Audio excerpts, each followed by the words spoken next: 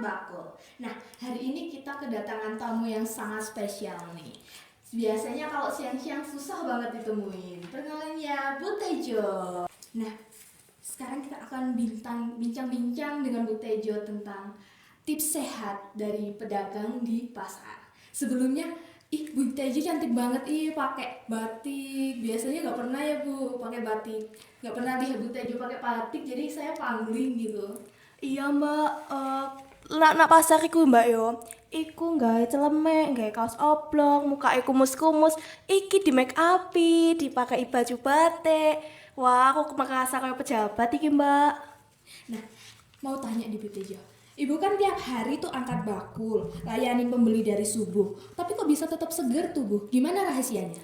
Oke, rahasianya iku mbak, iku aja lali sarapan minimal 1 kali sehari itu kudu makan nasi mbak. Terus aja lali minum air putih. Aku iku mbak yo biasa iku lek pagi iku makannya sego pecel. Iku wis enak, murah, bergizi tenan. Ojo lali sarapan pokoknya intine. Nah, bener juga itu Bu. Terus kan Bu, kalau di pasar itu biasanya sumuk, gerah. Nah, supaya biar nggak lemes tuh gimana caranya Ibu? Yo iku mau mbak, ojo lali minum air putih mbak. Aku biasa iku lek dek pasar iku nyetoke 1 liter air putih mbak. Iku wajib kudu. Ojo minum es, opo lah mbak iku sing warna-warni iku. Soalnya kok kayak garai diabetes ya mbak mungkin. Iya Ibu, karena kalau kebanyakan gula itu biasanya bisa memicu penyakit diabetes. Tapi bukan cuma fisik nih. Gimana tips and tricks buat nanganin pembeli yang kalau nawar tuh sadis? Tips menangani pembeli yo mbak, lek aku iku sabar lan sumeh mbak. Arep kaya ngopo iku mbak yo, pembeli iku adalah raja, gak iso disalahno.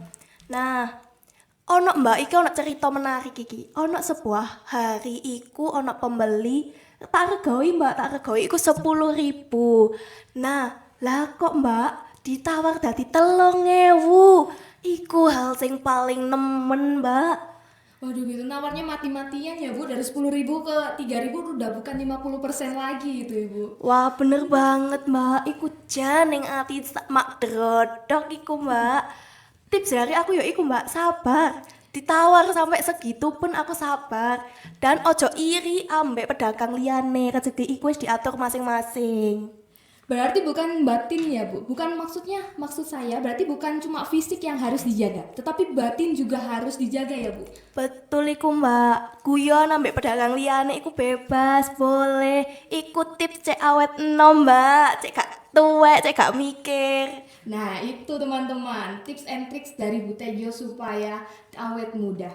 Nah, oke Bu Tejo, buat sobat seger yang mungkin kerjanya di kantor atau sering ke pasar seperti Bu Tejo, ada tips terakhir nggak biar tetap fit badannya? Pasti ada mbak, aku iku punya 3 poin penting. Cek awak iku tetep bugar, segar, lan sehat. Iku yang pertama itu minum air putih mbak, iku paling penting.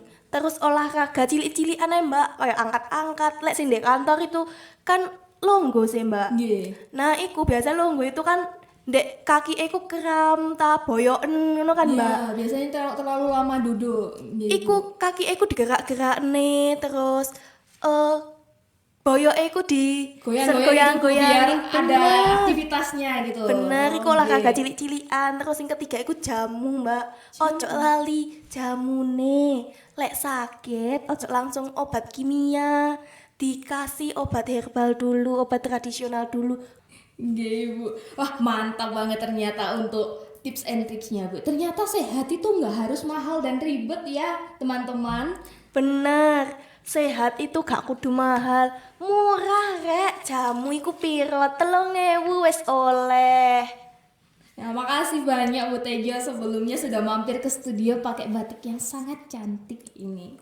Sukses terus buat dagangannya Bu Tejo. Oke mbak, terima kasih juga aku udah diundang nih, udah boleh ngobrol-ngobrol.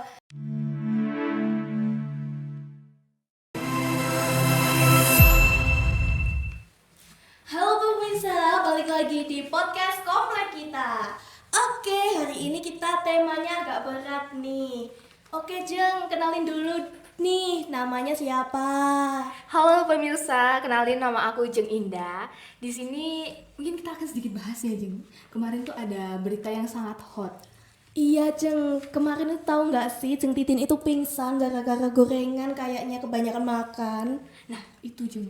Banyak orang yang nggak tahu kalau kolesterol itu ternyata nggak cuma karena gorengan dan santan. Sebenarnya kalau aku kemarin cek hasil pemeriksaannya Jeng Titin, dia tuh kena kolesterol. Nah, setelah aku telisik lagi, ternyata kolesterolnya Jeng Titin itu disebabkan oleh stres. Itu musuh terbesar kita sebenarnya, yang tersembunyi yang banyak orang yang nggak tahu gitu.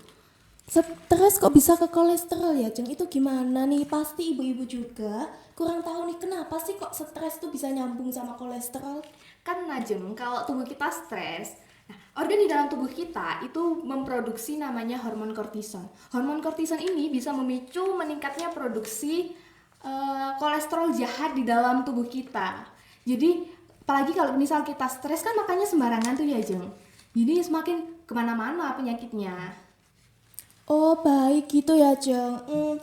Tipsnya apa ya, Jeng, kalau dari Jeng Indah sendiri buat ngadepin kayak gitu? Sebenarnya dari pemerintah sendiri sudah merumuskan namanya tuh cerdik teman-teman. Nah, cerdik ini tadi tuh mudah diingat dan sangat simpel kan, cuma dari 6 kata. Yang pertama tuh C, Jeng. C-nya itu adalah cek kesehatan rutin. Jadi kalau kita mau ke dokter itu nggak harus nunggu sakit. Minimal 1 bulan sekali kita harus melakukan pengecekan rutin ke dokter, entah itu tekanan darah, kolesterol, dan lain sebagainya. Lalu ada E, Jeng. Ini tuh sebenarnya pesan buat bapak-bapak, enyahkan asap rokok. Jadi buat bapak-bapak di sana, jangan merokok di dekat kita ataupun keluarga, karena asap rokok itu bisa membuat pembuluh darah beku. Nah, itu dia pesan buat bapak-bapak, jangan merokok di dekat rumah atau bisa di dekat anak-anak juga, itu sangat bahaya loh. Betul sekali, Jeng. Kita lanjut ke R ya, Jeng.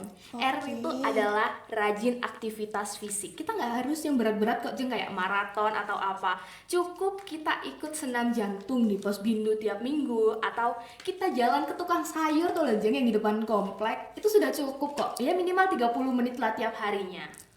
Atau kita juga bisa buat komunitas jalan sore. Jadi kita bisa jalan, aktivitas fisik, lalu gibahan kita informasi-informasi terbaru tentang kompleks juga kita dapet gitu loh, Jeng. Boleh nih, kita sehat sambil kita tahu nih update-update terbaru tentang komplek kita. Betul sekali, Jeng. Kita lanjut ke D ya. Tadi sudah, R sudah. Sudah. Oke, kita lanjut ke D. D-nya ini agak susah, Jeng. Diet seimbang. Jadi kita harus mengurangi makan gorengan. Kita bisa alihkan ke kukusan atau rebusan.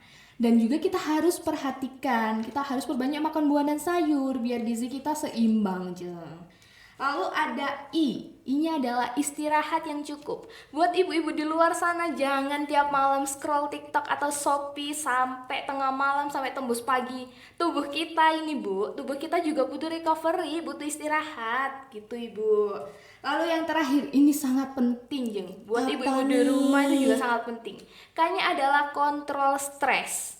Jadi, meskipun kita cuma ibu rumah tangga yang kerjanya di rumah, ngurus suami, ngurus anak, tapi kita juga harus punya hobi. Kita harus kumpul, hangout sama teman-teman yang membawa positive vibes supaya kita nggak stres Jeng di rumah. Dan jangan semuanya dipikirin dalam satu waktu. Itu bisa memicu stres, Jeng. Untuk besok kita terapkan cerdik agar kolesterol kita tuh aman, gak stres. Oke, terima kasih buat Jeng Indah yang sudah mau mampir. Sampai ketemu di episode selanjutnya. Jangan lupa jargonnya. Ya, kita punya jargon, Jeng. Iya, kalau aku bilang podcast Promkes, jawabannya be healthy, be happy ya, Jeng. Oke. Ada gerakannya Gimana juga. tuh, Jeng, gerakannya? Kalau aku bilang podcast Promkes, gerakannya be healthy, be happy. Bisa nggak? Bisa. Yuk, kita Oke. bareng-bareng yuk. Aku coba ya. Podcast Promkes, be healthy, be happy. Oke,